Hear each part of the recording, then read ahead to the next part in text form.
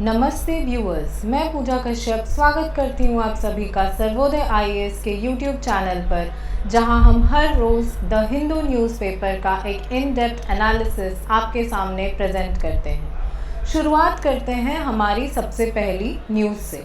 तो आज का हमारा सबसे पहला न्यूज़ है एनालाइजिंग लोकल एनवायरमेंटल फुटप्रिंट्स।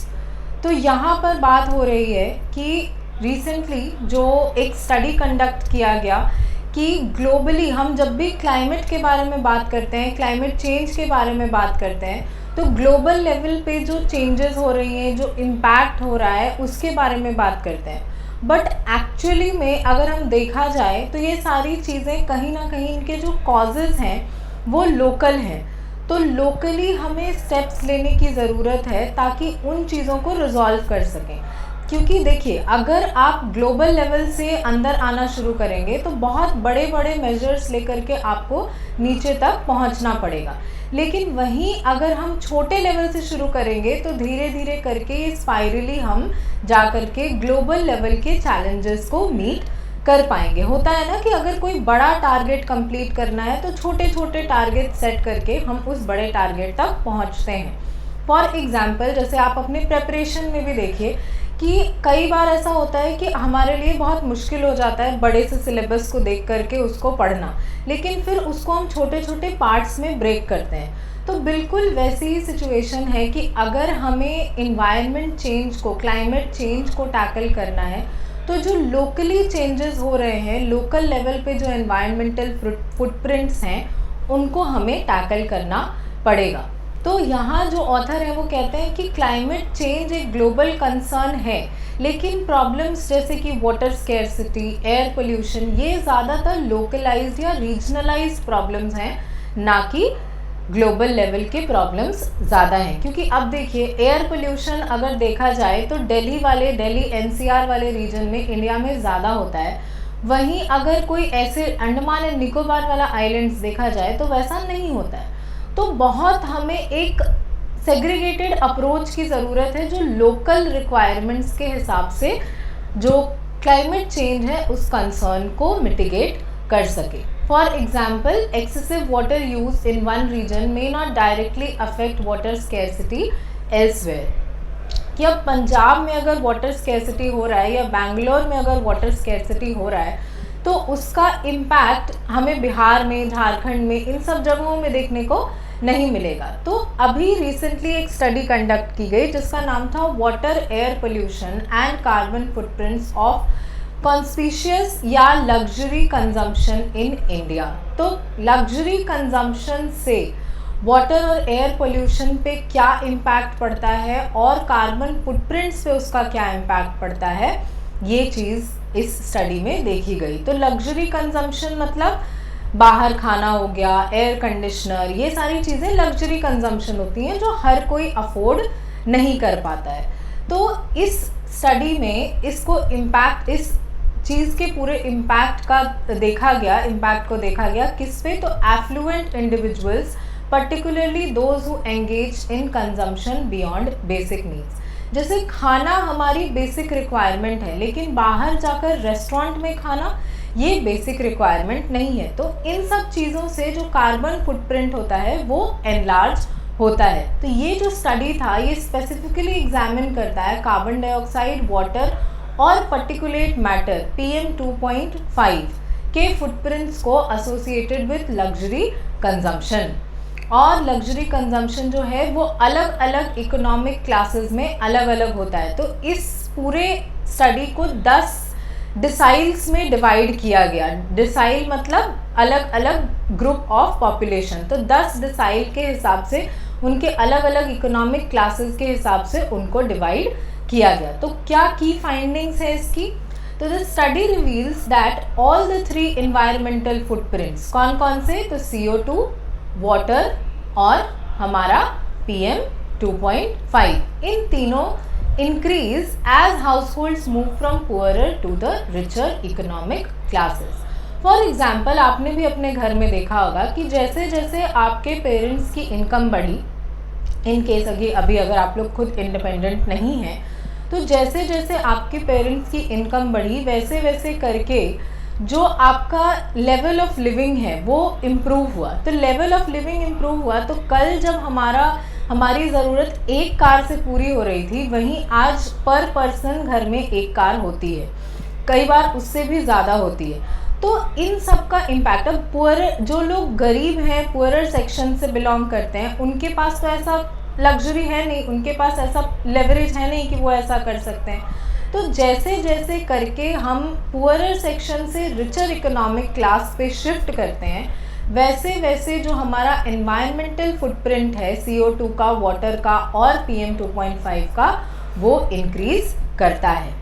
तो the footprints of the richest 10% households are approximately double of the overall average across the population. मतलब जो अगर 100 लोगों की पॉपुलेशन है तो 10 लोगों का जो फुटप्रिंट होगा, 10 जो टॉप 10% लोग हैं, टॉप 10 रिचेस्ट लोग हैं, उनका जो कार्बन फुट या इन्वायरमेंटल फुटप्रिंट है वो डबल है किसका, तो बाकी 90 लोगों के एवरेज का। लेकिन वो 90 लोग सब सेम क्लास को तो बिलोंग नहीं करते हैं, उसमें भी कुछ लोग होंगे जो मिडिल क्लास के होंगे, अपर मिडिल क्लास के होंगे, लोअर मिडिल क्लास के होंगे। तो उनका पूरा एवरेज का भी डबल सिर्फ टॉप 10% रिचेस्ट हाउसहोल्ड्स का इन्वायरमेंटल फुटप्रिंट होता है। तो आप समझ सकते हैं कि मैक्सिमम कंट्रीब्यूशन अगर पोल्यूशन का होता है तो उसका इम्पैक्ट, या क्लाइमेट चेंज का होता है तो उसका इम्पैक्ट सबसे ज़्यादा किस पर पड़ता है, लेकिन उसका इम्पैक्ट सबसे ज़्यादा किस पर पड़ता है, वो होते हैं पुअरर सेक्शंस, लेकिन उसमें कंट्रीब्यूशन सबसे ज़्यादा किसका होता है, तो रिचर सेक्शंस। और दिस इज़ द कंट्रास्ट जिसको कि टैकल करना ज़रूरी है। नेक्स्ट यहाँ पे लिखा गया है कि a notable search in footprints is observe from the 9th decile to the 10th decile, with air pollution experiencing the highest increase at 68% in the 10th decile compared to the 9th। अब ये आपके लिए उतना important नहीं हो जाता है क्योंकि ये एग्जैक्ट फाइंडिंग्स हमारे लिए उतनी इम्पॉर्टेंट नहीं है कि 9th decile से 10th decile में कितना चेंजेस हुआ, लेकिन फिर भी इस चीज़ को याद रखना ज़रूरी है कि जो कॉन्ट्रास्ट है वो बहुत ज़्यादा देखने को मिलता है। Conversely, the rise in water footprint is lowest at 39%, while CO2 emissions stand at 55%। यानी कि वाटर का जो कंजम्पशन है, वाटर फुटप्रिंट जो है अक्रॉस इकोनॉमिक क्लासेस, वो फिर भी थोड़ा कम है, लेकिन CO2 जो है वो 55% है। इसका आप मुझे रीज़न कुछ समझा सकते हैं या बता सकते हैं? तो इसका रीज़न ये हो जाएगा कि वाटर की रिक्वायरमेंट्स अक्रॉस द स्ट्रैटा, जो भी जितने भी लेयर्स हैं हमारे स्टडी के, उसमें लगभग सेम होते हैं, नहाने के लिए, खाना बनाने के लिए, कपड़े धोने के लिए, इन सब चीज़ों के लिए। वहीं कई बार लोअर क्लासेस की रिक्वायरमेंट और भी ज़्यादा होती है क्योंकि कई बार वो एग्रीकल्चर में इन्वॉल्व होते हैं या एनिमल हस्बेंड्री में इन्वॉल्व होते हैं, तो उसके लिए भी उनको वाटर की रिक्वायरमेंट होती है। लेकिन CO2 का एमिशंस किससे रिलेटेड हो जाएगा, तो एयर कंडीशनर के कंजम्पशन से रिलेटेड हो जाएगा, कार्स के कंजम्पशन से रिलेटेड हो जाएगा, या और भी दूसरी चीज़ें जो CO2 के एमिशन में कंट्रीब्यूट करती हैं। फर्नीचर्स, अब फर्नीचर्स कैसे कंट्रीब्यूट करते हैं, तो फर्नीचर के लिए इस्तेमाल होता है वुड, और वुड जब कटता है, पेड़ जब कटते हैं, तो CO2 एमिशंस इनडायरेक्टली इंक्रीज होते हैं। तो this suggest that Indian consumers, particularly those in the top decile, are still in the take-off stage, with only the wealthiest segment exhibiting substantial increases in consumption-related environmental footprints। कि भले ही अभी जो हमारा ये study ऐसा दिखा रही है, लेकिन फिर भी अभी भी जो टॉप डिसाइल के लोग हैं वो अभी भी टेक ऑफ स्टेज में है। मतलब कि अभी उनका जो इन्वायरमेंटल फुटप्रिंट है वो पीक लेवल पे नहीं पहुंचा है, लेकिन जो उसमें से भी टॉप लोग हैं, वेल्दीएस्ट लोग हैं, वो ही ऐसे लोग हैं जो कंजम्पशन रिलेटेड इन्वायरमेंटल फुटप्रिंट्स में ज़्यादा कंट्रीब्यूट करते हैं। The heightened footprints in the 10th decile are primarily attributed to the increased expenditure on luxury consumption items। और कौन कौन से हैं luxury consumption items, जैसे कि personal goods, jewellery, eating out, ये सारी चीज़ें। तो यानी कि यहाँ हमें समझ आया कि जो 10th decile वाले लोग हैं, they are the richest sections, लेकिन रिचेस्ट सेक्शंस हैं, बट इसका मतलब ये तो है नहीं कि बाकी सब पूरी तरीके से पुअरेस्ट होंगे। इसीलिए ऊपर वाला जो पॉइंट है वो ये कहता है कि 8th 9th 10th डिसाइल हमारे टॉप डिसाइल्स हो गए, ठीक है।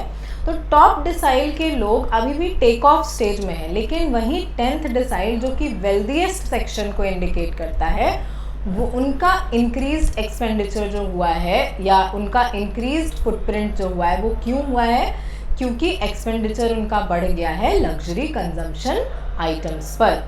अब इसमें की कंट्रीब्यूटर्स कौन कौन से हैं, तो सबसे पहला है ईटिंग आउट और ईटिंग एट रेस्टोरेंट्स। मतलब आप सोच सकते हैं कितना आसान होता है हमारे लिए कहने के लिए कि आज खाना बनाने का मन नहीं कर रहा है, चलो जाकर बाहर खा कर आते हैं। और ये इतनी कॉमन फ्रीक्वेंट चीज़ें हो गई हैं हमारी डेली लाइफ में कि इन सब चीज़ों के बारे में इसका कोई इन्वायरमेंट पे इम्पैक्ट हो सकता है, इस बारे में हम सोचते भी नहीं हैं। तो क्या लगता है आपको कि क्यों बाहर रेस्टोरेंट्स में खाने से ये इतना बड़ा कंट्रीब्यूटर है इन्वायरमेंटल फुटप्रिंट का? अगर आपको ये चीज़ समझ आ रही है तो आप मुझे कमेंट्स में लिख के बताएंगे, वरना इसको हम किसी दिन डिटेल से डिस्कस कर लेंगे। Additionally, the consumption of fruits and nuts is highlighted as a factor driving the increase in water footprint in the 10th decile। यानी कि जैसे जैसे अब हमारा जो रिसोर्सेज होता है, इनकम होता है, वो इंक्रीज़ होता है, वैसे वैसे आप देखिए कि फ्रूट्स का कंजम्पशन, नट्स का कंजम्पशन, ये सब बढ़ जाता है। क्योंकि जो लोअर डिसाइल के लोग होंगे वो ऐसी चीज़ों पर ज़्यादा फोकस करते हैं, ऐसी चीज़ों को कंज्यूम करने पर जिससे उनको पूरे दिन के लिए एनर्जी मिले। लेकिन यहाँ जो टॉप डिसाइल्स के लोग होंगे वो न्यूट्रिशन पे ज़्यादा फोकस करते हैं और इससे भी वाटर फुटप्रिंट जो है वो इंक्रीज होता है। तो luxury consumption items such as personal goods etcetera contribute to the rise in CO2 and air pollution footprints. कि कौन कौन से फुटप्रिंट्स में कौन कंट्रीब्यूट करता है। और एयर पोल्यूशन फुटप्रिंट यहाँ पे बात कर रहा है PM 2.5 का। तो इसीलिए कि भले ही हम सस्टेनेबिलिटी के बारे में, जो हमारे सस्टेनेबल डेवलपमेंट गोल्स हैं, इन सब में हम ग्लोबल क्लाइमेट चेंज के बारे में बात करते हैं कि ग्लोबली हमें जो पेरिस एग्रीमेंट था हमारा, उसके तहत 1.5 डिग्री सेल्सियस से 2 डिग्री सेल्सियस तक बढ़ने से टेम्परेचर को कंट्रोल करना है, लिमिट करना है टेम्परेचर के इंक्रीज़ को। तो ये सारे ग्लोबल गोल्स हैं, लेकिन इन ग्लोबल गोल्स को मीट करने के लिए, इनको पूरा करने के लिए लोकल इनिशिएटिव्स की बहुत ज़्यादा ज़रूरत है। तो अगर हम इसका वे फॉरवर्ड देखें तो बहुत ज़रूरी है कि हम टॉप डाउन अप्रोच ना करके बॉटम अप अप्रोच को फॉलो करें। और बॉटम अप अप्रोच मतलब कि नीचे से ऊपर की तरफ, कि सबसे पहले विलेज लेवल से शुरुआत करके, सिटी लेवल से शुरुआत करके, लोकल बॉडीज़ को उसमें एंगेज करके, और तब जा कर के हम नेशनल इंटरनेशनल लेवल्स पर, ताकि धीरे धीरे करके एक भी ऐसा विलेज या एक भी ऐसा एरिया ना हो, ऐसा सेक्टर ना हो जो कि इसमें पार्टिसिपेट ना कर सके। ठीक है, अब आ जाते हैं हमारे नेक्स्ट न्यूज़ पर। Supreme court halts project in Himalayas over single window clearances. तो आपको पता है कि कोई भी प्रोजेक्ट, इंडस्ट्रियल प्रोजेक्ट या कोई भी कमर्शियल प्रोजेक्ट करने से पहले जो गवर्नमेंट होती है वो इन्वायरमेंटल इम्पैक्ट असेसमेंट करती है, जिसमें कि इस चीज़ को स्टडी किया जाता है कि इस पूरे प्रोजेक्ट का, इस पूरे जो इनिशिएटिव का इन्वायरमेंट पे क्या इम्पैक्ट पड़ेगा, और उसी के बाद प्रोजेक्ट्स को क्लियरेंस दी जाती हैं या नहीं दी जाती हैं। तो इन्वायरमेंटल इम्पैक्ट असेसमेंट के साथ साथ बहुत सारी क्लियरेंसेस होती हैं। सोशल इम्पैक्ट क्लियरेंस होता है और कुछ इकोनॉमिक क्लियरेंसेस होती हैं। तो उत्तराखंड गवर्नमेंट ने सिंगल विंडो क्लियरेंसेस का जो सिस्टम था वो शुरू किया था कि कोई भी अगर इम्पॉर्टेंट प्रोजेक्ट है कंस्ट्रक्शन वगैरह के लिए, तो वो जा कर के एक जगह पे अप्लाई कर सकती है और एक ही बार में उसको सारे क्लियरेंसेस मिल जाएंगे। लेकिन इसके अगेंस्ट कोर्ट में अपील करी गई, जिसके बाद अब कोर्ट ने ये फैसला दिया है कि ऐसा सिंगल विंडो क्लियरेंस नहीं हो सकता है। क्यों? क्योंकि जो हिमालयाज़ हैं वो इकोलॉजिकली फ्रेजाइल एरियाज़ हैं, plus seismic prone lower Himalayan ranges, कि वहाँ पर अर्थक्वेक की जो एक्टिविटीज़ हैं वो ज़्यादा होती हैं इसलिए। तो बहुत इम्पॉर्टेंट ये डेवलपमेंट है गवर्नमेंट की, जो कहीं ना कहीं हम कह सकते हैं कि गवर्नमेंट के तरफ से जो एक कमर्शियल एंगल लिया गया था सस्टेनेबिलिटी को हटा करके, उसको नेग्लेक्ट करके, उसको यहाँ पर कोर्ट ने एक स्ट्रॉन्ग स्टैंड लिया है कि ये अब जो प्रोजेक्ट था वो था एक 90 एकड़ hotel and township project in the Kumaon hills of Uttarakhand. और रिसेंटली अगर आपने पिछले 1-2 साल में सुना होगा तो उत्तराखंड में, हिमाचल प्रदेश में फ्लड्स के जो चांसेस हैं वो बढ़ गए हैं। फॉरेस्ट फायर्स जो हैं उत्तराखंड में, अभी कुछ टाइम पहले 1-2 महीने पहले भी और अभी भी फॉरेस्ट फायर्स बढ़ गए थे। जोशीमठ में जो ज़मीन थी वो क्रैक करने लगी थी। आए दिन यहाँ पर लैंडस्लाइड्स होते रहते हैं। तो इससे हमें पता चलता है कि जो हिमालयाज़ वाला रीजन है वो बहुत ही इकोलॉजिकली सेंसिटिव रीजन है। प्लस दूसरा कि ये अर्थक्वेक से भी प्रोन एरिया है। तो कोई भी कंस्ट्रक्शन प्रोजेक्ट अगर यहाँ पर हम करने के बारे में सोचते हैं तो उसके लिए बहुत इम्पॉर्टेंट है कि हर तरीके से स्टडी किया जाए ताकि उसका इम्पैक्ट एनवायरनमेंट पे क्या पड़ेगा, लोगों पर क्या पड़ेगा, वहाँ पे जो लोग हैं उनको कहीं डिस्प्लेस ना करना पड़े, इन सारी चीज़ों को स्टडी किया जाए। और अगर कंपनीज़ को ऐसे सिंगल विंडो क्लियरेंसेस मिलती रहीं तो आगे चल के कहीं ना कहीं इसके मिसयूज़ होने के चांसेस भी बहुत ज़्यादा हैं। प्लस एक नेग्लेक्ट होने के चांसेस भी बहुत ज़्यादा बढ़ जाते हैं कि लोग सही से अगर किसी तरीके का असेसमेंट ना करें तो यहीं पे बात हो रही थी इन्वायरमेंटल इम्पैक्ट क्लियरेंस की। तो थोड़ा सा जान लेते हैं कि इन्वायरमेंटल इम्पैक्ट क्लियरेंस क्या होता है। तो environmental impact clearance is a crucial process designed to evaluate the environmental consequences of proposed development projects before they are approved।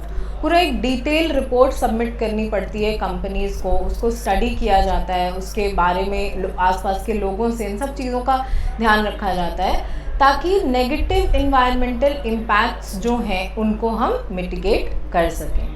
कब से स्टार्ट हुआ ये इंडिया में? तो स्टार्ट हो गया था 1980s में, लेकिन फॉर्मली इसको इंस्टीट्यूट किया गया under the environmental protection act 1986। ठीक है, अब आ जाते हैं हमारे नेक्स्ट न्यूज़ पर।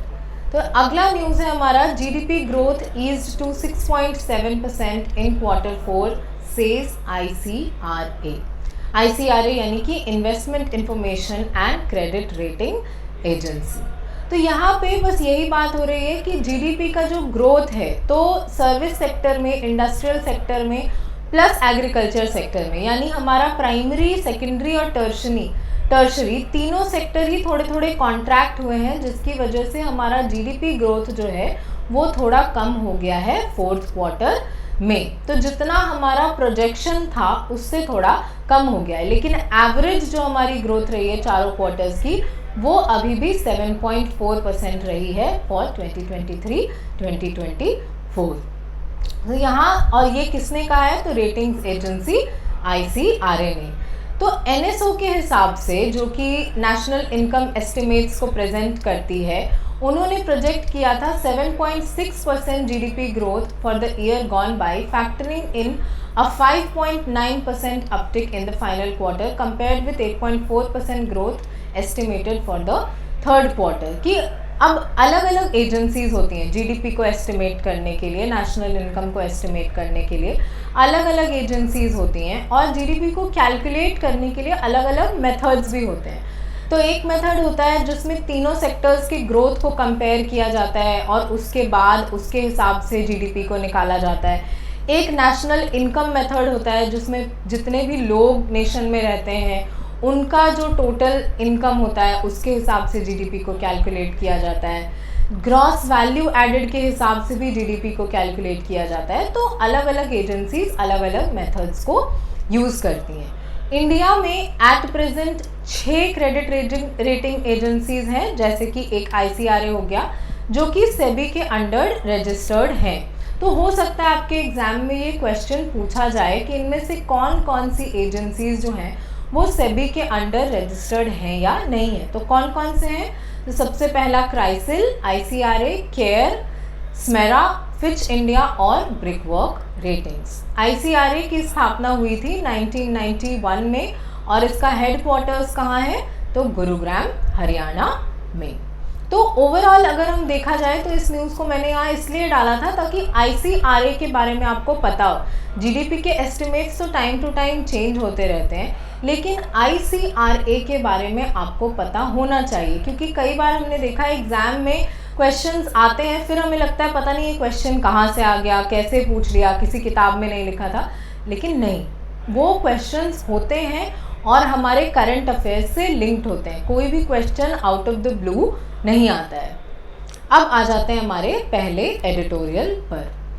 तो पहला एडिटोरियल है climate change a passing cloud in Indian politics. तो यहाँ जो ऑथर हैं वो कह रहे हैं कि अभी इंडियन इलेक्शंस का फेज़ चल रहा है, 5th फेज़ ख़त्म हो चुका है, 2 और फेजेस बचे हैं। तो एक बहुत इम्पॉर्टेंट, एक कड़वा सच है जिसको कि नेग्लेक्ट कर दिया गया है इन इलेक्शंस में, जो कि है क्लाइमेट चेंज का सच। कि क्लाइमेट चेंज के बारे में चाहे दोनों इम्पॉर्टेंट जो हमारी पार्टीज़ हैं, BJP और INC, दोनों ने ही कोई स्ट्रॉन्ग लेजिस्लेशंस प्रपोज नहीं किए हैं, स्ट्रॉन्ग इनिशिएटिव्स प्रपोज नहीं किए हैं कि कैसे हम आने वाले दिनों में क्लाइमेट चेंज को टैकल करेंगे। और ये नेग्लेक्ट जो है, ये शॉर्ट टर्म गेन्स के लिए जो हमारा लॉन्ग टर्म लॉसेस हैं उसको कहीं ना कहीं हम इनवाइट कर रहे हैं, क्योंकि पार्टीज़ को भी पता है कि अगर वो क्लाइमेट चेंज के अगेंस्ट मेजर लेंगी तो उनको कुछ हार्ड स्टेप्स लेने पड़ेंगे, जैसे कार्बन टैक्स लगाना पड़ सकता है या कोल को फेज आउट करने के लिए इंडस्ट्रीज़ को बोलना पड़ सकता है। तो ये बहुत हार्ड स्टेप्स हैं जिसका कि शायद उनके ऊपर इल इम्पैक्ट्स पड़ सकता है, इसके कॉन्सिक्वेंसेस उनके लिए ख़राब हो सकते हैं। इसीलिए ये जो पार्टीज़ हैं इन्होंने अभी तक क्लाइमेट चेंज को एक इलेक्शन का मुद्दा नहीं बनाया है। तो यहाँ जो ऑथर हैं वो यही कह रहे हैं कि अभी रिसेंटली हमने देखा कि लद्दाख में जो वहाँ के क्लाइमेट एक्टिविस्ट हैं, इन्वायरमेंट एक्टिविस्ट हैं, Sonam Wangchuk, he was on fast unto death. क्यों? क्योंकि लद्दाख की जो इकोलॉजिकल डिग्रेडेशन हो रही थी उसके अगेंस्ट में वो उसके लिए प्रोटेक्शन मेजर्स का डिमांड कर रहे थे कि नेशनल पॉलिसीज़ में इस बारे में बात की जाए। लेकिन पब्लिक सपोर्ट भी उसको मिला, सोशल मीडिया पे भी बहुत उनको सपोर्ट किया गया, लेकिन फिर भी जो पॉलिटिकल रिस्पांस रहा वो सैटिस्फैक्टरी नहीं था। तो इसका क्या कारण है? तो ये जो ऑथर हैं वो कहते हैं कि ये सिर्फ ऐसा नहीं है कि हाँ भूल गए, क्लाइमेट चेंज अभी उतना इम्पॉर्टेंट है नहीं। ये एक कैलकुलेटेड स्ट्रेटेजिक काम है, एक चॉइस है उनका जो जानबूझ करके उन्होंने लिया है, कैलकुलेटेड रिस्क लिया है। क्यों? क्योंकि addressing climate change would require acknowledging the trade offs between rapid industrial growth and environmental sustainability. अब फॉर एग्जाम्पल, अब जब आप स्पीचेस सुनते होंगे तो इररिस्पेक्टिव कि आप कौन सी पार्टी का स्पीच सुन रहे हैं, वो हमेशा यही कहते हैं हम इतने इंडस्ट्रीज़ को सेटअप करेंगे, ये जो इंफ्रास्ट्रक्चर है उसका ग्रोथ करेंगे। लेकिन ऑन द अदर हैंड अगर वो ये बोलें कि हम कोल को फेज आउट करने की कोशिश करेंगे, कोल के कंजम्पशन को कम करने की कोशिश करेंगे, तो ये दोनों कहीं ना कहीं पैराडॉक्स हो जाएगा कि एक तरफ आप बोल रहे हैं कि इंडस्ट्रीज़ को ग्रो करेंगे, दूसरी तरफ कोल के कंजम्पशन को कम करेंगे। तो कोल जो है वो एक फ्यूल का काम करता है, that is the backbone of the industrial sector. तो दोनों चीज़ें एक साथ नहीं हो सकती हैं अनलेस आप ग्रीन एनर्जी में इन्वेस्ट करें। तो आगे ऑथर कहते हैं कि जो मैनिफेस्टोज भी है इन दोनों पार्टीज़ का, उसमें भी कुछ खास जिक्र नहीं किया गया है। बीजेपी का मैनिफेस्टो जो है वो पास्ट इनिशिएटिव्स पे रिलाई करता है और फ्यूचर में क्या एक्शंस लेना है उसके बारे में कुछ खास बात नहीं होती है। वहीं कांग्रेस का जो मैनिफेस्टो है वो एक चैप्टर ज़रूर है उसमें एनवायरनमेंट पर, बट क्या स्ट्रैटेजीज हो सकती हैं एनवायरनमेंट चेंज, एनवायरनमेंट डिग्रेडेशन को टैकल करने की, उसके बारे में इसमें कुछ नहीं लिखा है। तो बहुत ज़रूरी है कि एक स्ट्रॉन्गर क्लाइमेट पॉलिसी हमारे पास हो, ताकि इन फ्यूचर अगर कुछ प्रॉब्लम होती है तो पॉलिटिकल विल किसी भी चीज़ को करने के लिए, बहुत याद रखिएगा इस चीज़ को कि पॉलिटिकल विल की बहुत ज़्यादा ज़रूरत होती है। एग्जाम्पल के लिए देखिए कि एजुकेशनल क्वालिफिकेशन कई बार हम इस बारे में बात कर चुके हैं कि पॉलिटिक्स में एजुकेशनल क्वालिफिकेशन होनी चाहिए या नहीं होनी चाहिए। तो इसके बारे में लॉ कौन बनाएगा? लेजिस्लेचर बनाएगा। और लेजिस्लेचर में कौन बैठे हैं? तो यही लीडर्स बैठे हैं, जिनमें से बहुत सारे ऐसे लोग हैं जो शायद अगर यहाँ पे एजुकेशनल क्वालिफिकेशन ग्रेजुएशन डाल दिया जाए तो इसको वो मीट नहीं कर पाएंगे। तो क्या कभी भी वो ये चाहेंगे कि उनकी जो पावर है वो उनसे छीन ली जाए? नहीं। तो बिल्कुल वैसे ही क्लाइमेट चेंज के लिए भी पॉलिसी बनाने के लिए पॉलिटिकल विल सबसे ज़्यादा ज़रूरी है।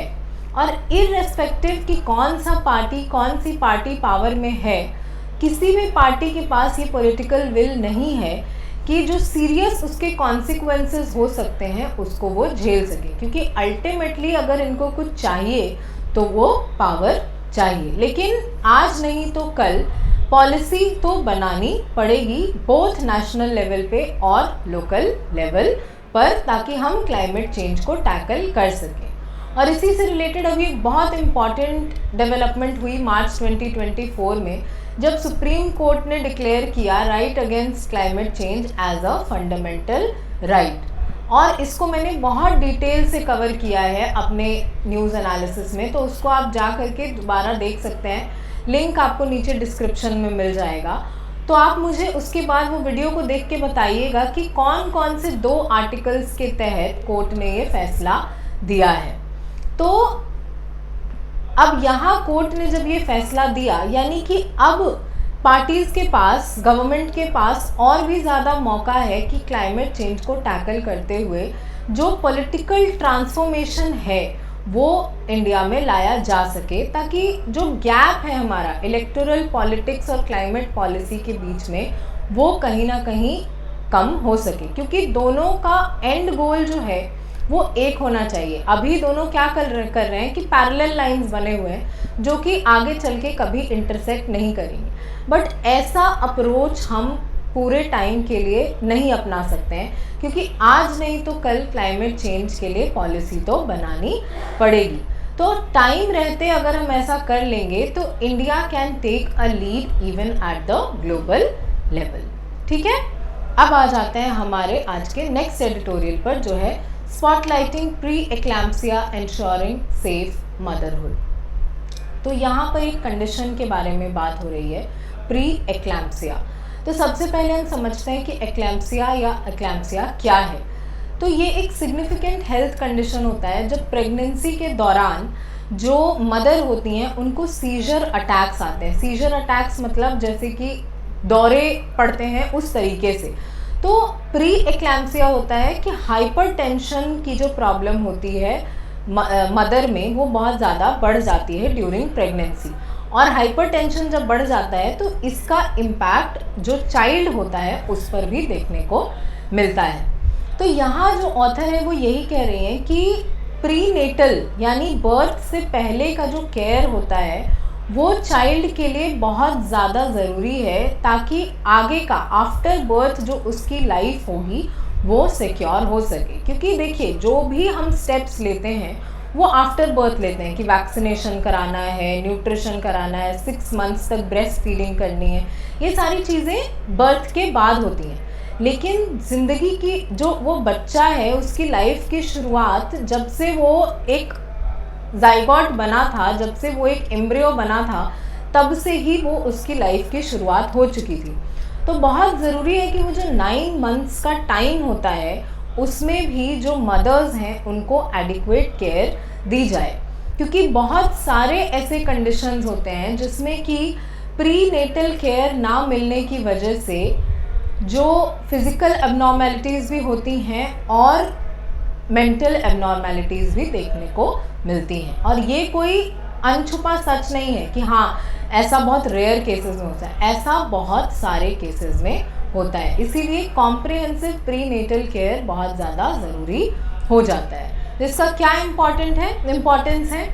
तो एक फ्रेज़ है लाइफ बिगिनस बिफोर बर्थ, जो कि कहता है जिसके हिसाब से robust antenatal care to prevent complications that can arise during pregnancy and child birth. जैसे क्यों नहीं कहा जाता है कि जो मदर्स होती हैं उनको ज़्यादा स्ट्रेस लेना चाहिए, उससे कई बार उनका जो मिसकैरेज भी हो जाता है। उनको अच्छा न्यूट्रिशन दिया जाता है अच्छा, ताकि जो बच्चा है वो हेल्दी रह सके और जो बॉडी है मदर की वो भी इतनी कैपेबल हो सके कि उस पूरे दौरान उस बर्डन को अपने साथ रख सके। तो दो तरीके की एबनॉर्मेलिटीज़ होती हैं, एक होती हैं कंजेनाइटल एनोमलीज और दूसरी न्यूरोलॉजिकल चैलेंजेस। और ये दोनों ही क्यों देखने को मिलती हैं? तो जब प्रीनेटल केयर या एंटीनेटल केयर नहीं मिलता है तो ये दोनों एबनॉर्मेलिटीज़ हमें देखने को मिलती हैं। तो ये बहुत ज़रूरी है कि इन एनोमलीज़ को कंट्रोल करने के लिए जो एंटीनेटल केयर है, पेरीनेटल केयर है, वो हम दें। और ये सिर्फ फैमिलीज़ की रिस्पॉन्सिबिलिटी नहीं है, बल्कि कलेक्टिव रिस्पॉन्सिबिलिटी है किनकी? तो हेल्थ केयर स्टेक होल्डर्स की, जैसे ऑब्स्टेट्रिशियंस, रेडियोलॉजिस्ट, फ्रंटलाइन वर्कर्स जैसे कि आशाज या एक्रेडिटेड सोशल हेल्थ एक्टिविस्ट और आंगनवाड़ी वर्कर्स। तो एंश्योरिंग सेफ मदरहुड और इस चीज़ को, प्री एक्लैम्सिया जैसे कंडीशंस को मिटिगेट करने के लिए एक कोऑर्डिनेटेड अप्रोच की ज़रूरत है इन सब को लेकर के। और अब आप सोच रहे होंगे कि ऐसा हमने तो नहीं देखा, कई बार हमारी फैमिलीज़ में ऐसा नहीं देखने को मिलता है, बट दुनिया सिर्फ उतनी नहीं है। इंडिया में बहुत major chunk of the population है जो कि बड़े बड़े हॉस्पिटल्स में नहीं जाता है। तो उन चीज़ों को ओवरकम करने के लिए कलेक्टिव रिस्पॉन्सिबिलिटी की ज़रूरत है, ख़ास करके जो प्राइमरी हेल्थ केयर सेंटर्स होते हैं वहाँ पर। नहीं तो इसके लॉन्ग टर्म इम्प्लीकेशंस हो सकते हैं, जैसे कि cardiovascular diseases such as heart failure and stroke. Plus इसका इकोनॉमिक बर्डन भी जो इन फैमिलीज़ पर पड़ेगा वो भी बहुत ज़्यादा सिग्निफिकेंट होगा। और इसको अगर आप रिलेट करिए आगे चल के, तो कहीं ना कहीं विमेन एम्पावरमेंट से भी इसको आप रिलेट कर सकते हैं कि अगर जिस तरीके से विमेन को हमारी सोसाइटी में ट्रीट किया जाता है, तो अगर प्रेगनेंसी के दौरान विमेन के साथ कॉम्प्लिकेशंस होती हैं तो आगे चल के हो सकता है कि फैमिलीज़ उनको अबैंडन कर दें, क्योंकि उनके ऊपर खर्च बहुत ज़्यादा बढ़ जाता है। तो ये सब चीज़ों को ओवरकम करने के लिए बहुत ज़रूरी है कि हम प्रीनेटल और एंटीनेटल दोनों पर फोकस करें। यहाँ आगे ऑथर कहती हैं कि there is a focus on the need for postnatal cardiovascular assessments for women who had pre-eclampsia, कि जिनको भी प्री-एक्लैम्सिया का जो सिचुएशन है वो फेस करने को दिखता है, उनके लिए पोस्ट-नेटल कार्डियोवैस्कुलर असेसमेंट बहुत ज़्यादा ज़रूरी हो जाता है। क्या करना पड़ेगा? तो monitoring and managing cardiovascular health post delivery, कि डिलीवरी के बाद आपने सुना होगा पोस्टपार्टम डिप्रेशन भी होता है, कि जो मदर्स होती हैं वो इस बात को समझ नहीं पाती हैं कि वो एक अच्छी मदर बन पाएंगी या नहीं बन पाएंगी, जिसकी वजह से वो डिप्रेशन में चली जाती हैं। तो इन सब चीज़ों को मॉनिटर करते रहना बहुत ज़्यादा ज़रूरी है, क्योंकि NFHS 5 के हिसाब से भी जो डेटा उन्होंने प्रेजेंट किया स्टेटिस्टिक्स, वो दिखाते हैं high perinatal and neonatal mortality rates in India. Neonatal मतलब आफ्टर बर्थ और पेरीनेटल मतलब प्री बर्थ। तो मैटरनल मॉर्टेलिटी, इन्फेंट मॉर्टेलिटी, इन सब चीज़ों को कंट्रोल करने के लिए बहुत ज़रूरी है कि स्क्रीनिंग, मैनेजमेंट, अवेयरनेस, इन सब चीज़ों पे हम फोकस करें। क्योंकि बहुत इनफैक्ट आप में से भी बहुत सारे लोगों को प्री एक्लैम्सिया, एक्लैम्सिया, ये सारी चीज़ें क्या होती हैं ये अब तक नहीं पता होगा। ये बायोलॉजिकल टर्म्स, मेडिकल भाषा में यूज़ करे जाने वाले टर्म्स हैं। तो मैं आपको बता दूं कि हो सकता है कि इस पर आपको एक क्वेश्चन आ जाए, क्योंकि जनरली लोगों को इन सब चीज़ों के बारे में आइडिया नहीं होता है। तो इस चीज़ का आप ज़रूर एक नोट बनाकर अपने पास रख लें। अब लास्ट जो एडिटोरियल है हमारा आज का, वो है the risks of Russia's nuclear posturing, कि रशिया और यूक्रेन की वॉर को अब फरवरी में 2 साल कंप्लीट हो गए, तीसरे साल में एंटर कर चुका है रशिया यूक्रेन का वॉर। और रशिया जो है वो अब यूक्रेन को थ्रेटन कर रहा है कि वो न्यूक्लियर पावर को यूज़ करेगा। तो इसका क्या इम्पैक्ट हो सकता है, इस चीज़ के बारे में यहाँ पे जो ऑथर्स हैं वो कहते हैं। एक चीज़ मैं आपको बता दूं कि यहाँ ऑथर का नाम देखिए, हर्षवी पंत। तो अगर जब भी आप न्यूज़पेपर पढ़ें तो कोशिश करिए कि इनके जो भी आर्टिकल्स हैं वो आप पढ़ लिया करें, क्योंकि इंटरनेशनल रिलेशंस के हिसाब से ये जो लिखते हैं वो बहुत स्ट्रेटेजिक पॉइंट ऑफ व्यू से लिखते हैं इंडिया के लिए और बाकी देशों के लिए भी। तो इंडिया के रिलेशंस के बारे में किसी देश के साथ जब ये लिखें तो इनके पॉइंट्स को आप नोट कर सकते हैं। तो रशिया के जो रिसेंट न्यूक्लियर पॉस्चरिंग का मार्क्स है वो कहीं ना कहीं हमारा ग्लोबल सिक्योरिटी डायनामिक्स को चेंज कर सकता है।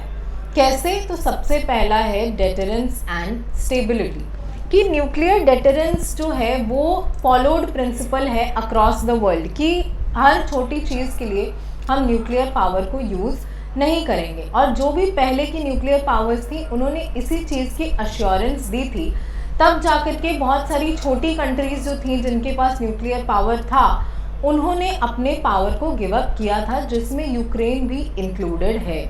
उस टाइम पे रशिया, यूएस, यूके इन सब ने इंश्योर किया था यूक्रेन को कि आपकी सिक्योरिटी बरकरार रहेगी, आप अपना न्यूक्लियर पावर जो है वो गिव अप कर दीजिए। तब जाकर के यूक्रेन ने गिव अप किया था। और आज जैसी सिचुएशन है तो कहीं ना कहीं यूक्रेन को लगता ज़रूर होगा कि ये हमारी गलती थी।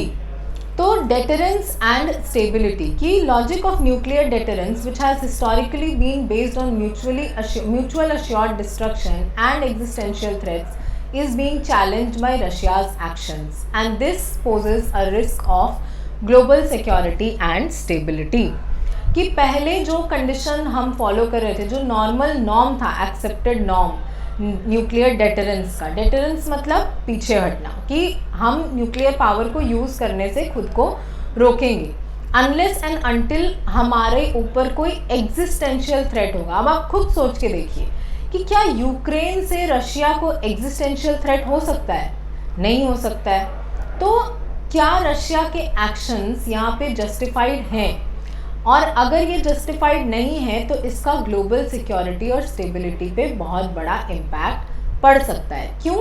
क्योंकि रशिया की खुद की न्यूक्लियर डॉक्ट्राइन जो थी वो यही बोलती थी कि जो न्यूक्लियर वेपन होगा वो एक लास्ट रिसॉर्ट की तरह यूज़ किया जाएगा, तब ही कब? जब रशिया के रशिया की जो एग्जिस्टेंस है वो क्राइसिस में रहेगी तब। लेकिन प्रेजेंट जो सिचुएशन है वहाँ पर अगर रशिया न्यूक्लियर थ्रेट दे रहा है तो वो जस्टिफाइड नहीं है। इसका क्या इम्प्लीकेशंस हो सकता है ग्लोबल सिक्योरिटी के लिए? तो दिस शिफ्ट में encourage other nuclear armed states such as North Korea and Iran to adopt similar postures, thereby lowering the threshold for nuclear weapons and increasing the risk of nuclear conflict। कि बाकी जो countries हैं दूसरी nuclear armed states जैसे north Korea और Iran, उनको भी ये एक एनकरेजमेंट की तरह एक्ट कर सकता है कि अगर रशिया यूक्रेन के अगेंस्ट यूज़ कर सकता है तो हम क्यों नहीं किसी और कंट्री के अगेंस्ट यूज़ कर सकते हैं, और इससे जो न्यूक्लियर कॉन्फ्लिक्ट के चांसेस हैं वो बढ़ जाते हैं। दूसरी चीज़ क्या होगी कि न्यूक्लियर पॉलिसीज़ को रीविज़िट करने का एक मौका देता है ये जो रशिया का स्टैंड है वो, कि जो बहुत सारी ऐसी कंट्रीज़ हैं जिन्होंने इस चीज़ को अश्योर किया था कि वो न्यूक्लियर पावर को डेवलप नहीं करेंगी। लेकिन अगर ऐसी सिचुएशन होगी जब एक बड़ी कंट्री जैसे कि रशिया एक छोटी कंट्री को थ्रेटन करेगी न्यूक्लियर पावर यूज़ करने के लिए, तो उसका इम्पैक्ट ये हो सकता है कि बहुत सारी छोटी कंट्रीज़ जो हैं वो अपना न्यूक्लियर पॉलिसी रिवाइज करना चाहेंगी और न्यूक्लियर पावर बनना चाहेंगी, और इसका एक बहुत लार्जर इम्पैक्ट हो सकता है ग्लोबल सिक्योरिटी एनवायरनमेंट के लिए।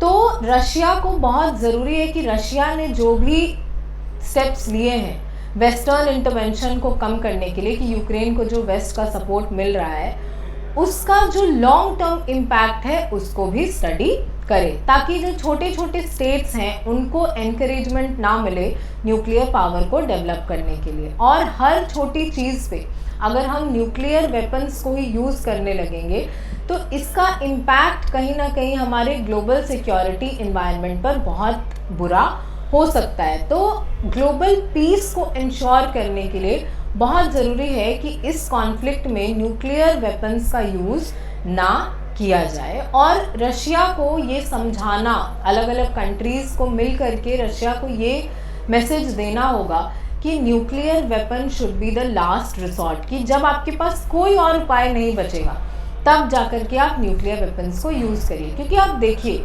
एक तरफ अगर रशिया यूक्रेन के खिलाफ न्यूक्लियर वेपन को यूज़ करेगा तो दूसरी तरफ अभी ईरान और इजराइल की भी वॉर चल रही है, तो उनको तो कोई रोक नहीं पाएगा। फिर एक जब रशिया यूएस सब अगर यही करने लगे तो फिर धीरे धीरे कंट्रीज, इंडिया और पाकिस्तान दोनों ही न्यूक्लियर पावर्स हैं, तो इन दोनों को भी कोई नहीं रोक पाएगा। चाइना, इनके पास भी न्यूक्लियर पावर है, तो चाइना भी साउथ चाइना सी में न्यूक्लियर पावर को यूज़ कर सकता है। तो ऐसे तो बहुत सारी कंट्रीज जितनी भी हैं सब न्यूक्लियर पावर यूज़ करने लगेंगी और जो हमारा ग्लोबल सिचुएशन है वो रहने लायक नहीं बचेगा, क्योंकि इसका इम्पैक्ट अल्टीमेटली जो कॉमन पीपल हैं उन पर पड़ेगा।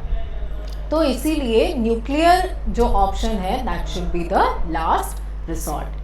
ठीक है, समझ आ गया आपको? आज के लिए बस इतना ही। अगर आपको इस वीडियो का PDF चाहिए तो आप जाकर के डिस्क्रिप्शन में दिए गए लिंक से टेलीग्राम चैनल को सब्सक्राइब कर सकते हैं, वहाँ आपको इसका PDF मिल जाएगा। तब तक के लिए थैंक यू, जय हिंद।